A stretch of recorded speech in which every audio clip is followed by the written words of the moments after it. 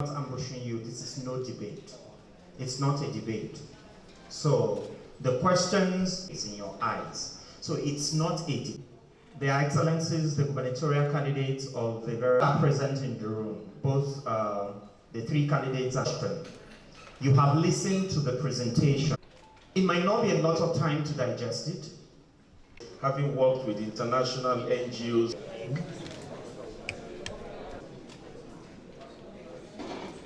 Governor.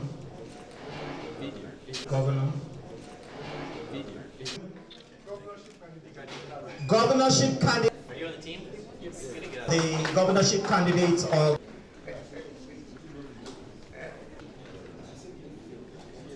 candidate. Let's do the candidate first.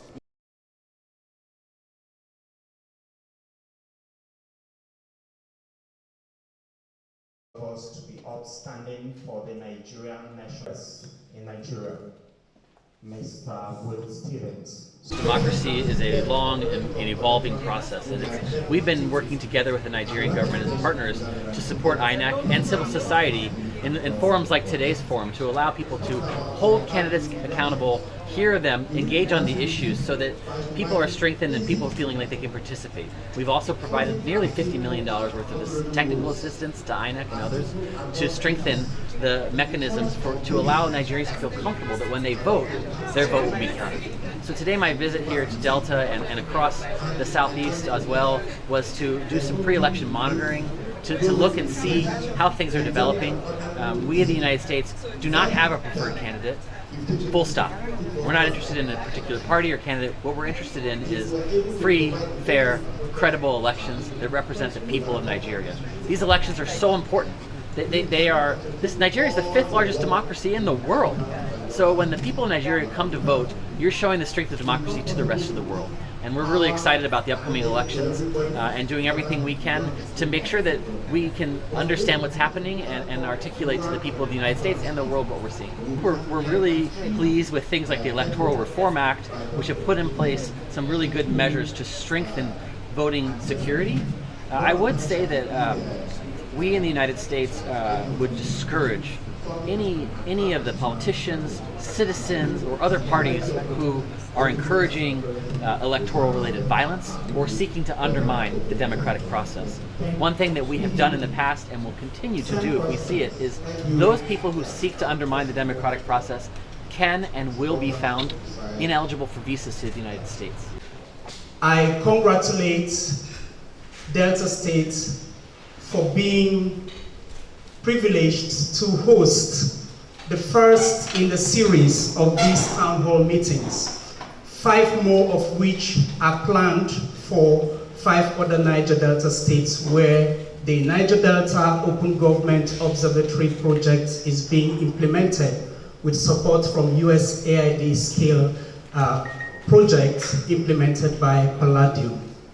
We have an unapologetic bias for the Niger Delta, being a peculiar region in Nigeria that produces the wealth on which this country's economy depends, but however is riddled with so much poverty, infrastructural decay, environmental degradation, and all sorts of negative social indicators that are far below the national average in most cases. The state action plan, which has been done from 2022 to 2024, and we have 4 thematic areas. It is necessary that they should know. We have the physical transparency, environmental sustainability, social security, and citizens engagement. While in that physical transparency, we have 4 commitments. And the reforms in ease of doing business in Delta State, revenue generation and transparency, improved citizens' participation in the budget process, full implementation of open contracting, and adoption of open contracting data standards in the public sector. the platform where we hear from the gubernatorial candidates of Delta State to be able to extract their social contracts, the social contract with the people, because we are the civil society are the watchdogs of people, and whatever that the people will benefit is what we stand for. But I believe in the next administration, or before this administration ends, there will be full implementation of all the commitments and the action plans of the OGP in the state. So I am actually on this ballot because of the difficulties that civil society persons and organizations and institutions face in this country. It is not just a welcome development. Signing is not enough. It is the proactiveness that is needed to stir civil society to compete at the global level. It is time for us to continue, to position ourselves in a way that civil society can even be the fourth arm of our government.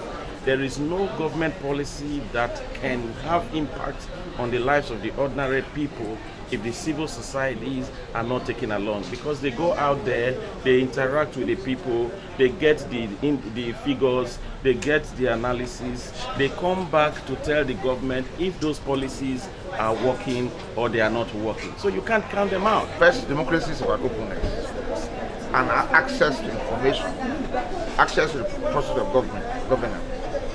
That's why the states were already committed to it. Our budget is already online, you can access it. And for the people to trust us, we need to be open, accountable. And accountability cannot take place without openness and without access to the processes of governance.